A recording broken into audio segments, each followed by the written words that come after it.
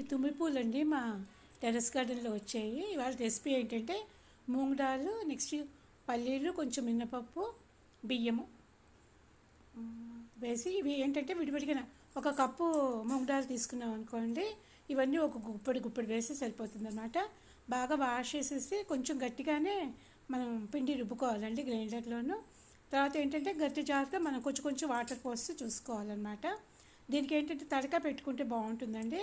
ఆవాలు, జీలకర్ర, ఇంగువ నచ్చని వాళ్ళు స్కిప్ చేసేసేయండి, కానీ దీనికి ఇంగువే బాగుంటుందండి. మన ఈ పిండిలో ఏంటంటే పప్పు రుబ్బేటప్పుడు కూడా అల్లం పచ్చిమిరపకాయలు వేసి గ్రైండ్ చేసుకున్నాం అనమాట. కొంచెం లైట్గా పసుపు వేస్తే ఏమవుతుందంటే ఆ గ్రీనిష్నెస్ పోకుండా పసుపు వేయాలన్నమాట. అప్పుడు గ్రీను పసుపు కలిపి కలర్ బాగా ఉంటుందన్నమాట. ఇవేంటంటే ఇలా చిన్న చిన్న కటోరాల్లోకి తీసేసుకుని మన ఆవిరి మీద ఉడికిచ్చేసుకోవాలండి. ఆనియన్స్ కావాల్సిన వాళ్ళు ఆ తడకాల ఆనియన్స్ కూడా వేసుకోవచ్చు.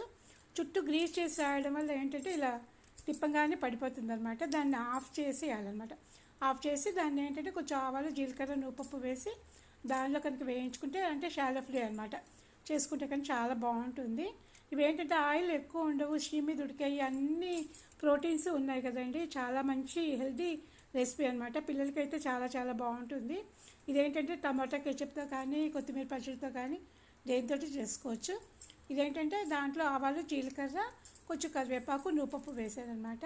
ఇందులో కనుక షాలో ఫ్రై చేసేసుకుంటే చాలా బాగుంటుంది. ఒకసారి ట్రై చేయండి.